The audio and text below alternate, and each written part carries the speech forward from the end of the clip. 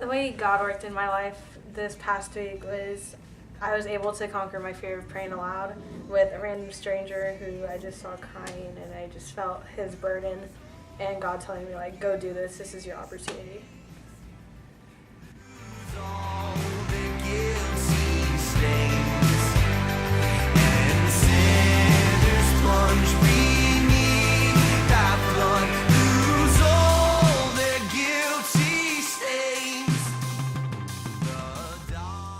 I went to camp unsaved, not knowing God, and one day of the week during worship, I felt God in my heart moving, and I just closed my eyes, lifted my hands, and just worshiped Him, and I gave my life to Christ right after that. It's super awesome the way God was working in my small group's life. It was the freshman girls and the sophomore girls, and we were just all able to open up to each other, just be real, and not hold anything back. This past week at Snowbird, it was super awesome. The counselors and helpers and everybody, they're super cool, and they actually wanted to make close relationships with us. They wanted to see us grow so bad in Jesus, and they just put so much time into us, and they helped us clear things up about questions we had about God and helped us connect better with Him.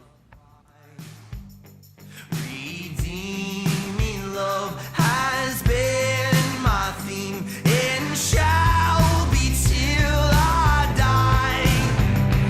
And shall be till I die.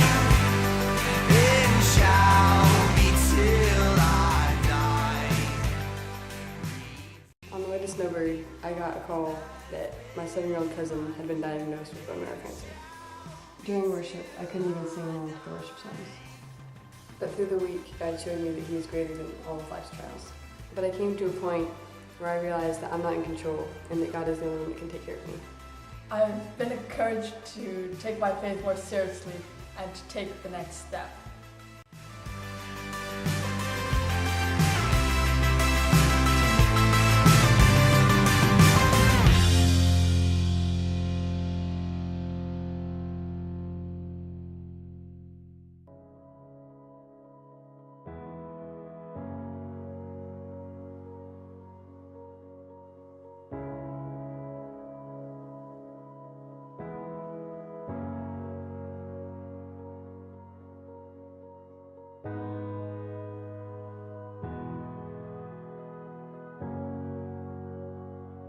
A huge majority of young people buy into the lie that whatever you can grab during your teenage years, that's what's going to make you happy, and it will not. In fact, if you grab hold of the things the world offers you, it will not only make you unhappy, but it will create a void in your life that's kind of like a not just a void, but it's like a pulling void. It's pulling to bring more into itself to try to fill what the void has created. And Jesus fills it. He fills our life. He gives us satisfaction.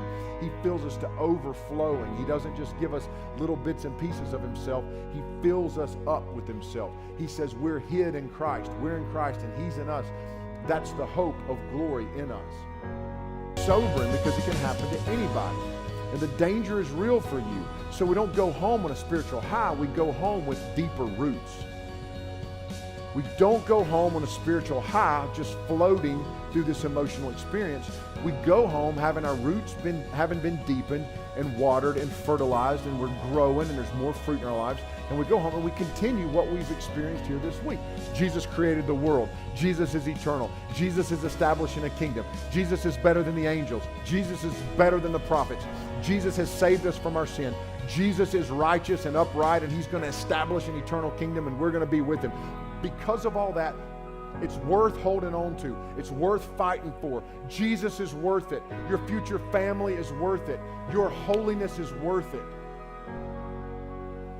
The lost and dying world around you needs Jesus, and you have Jesus. So live it out.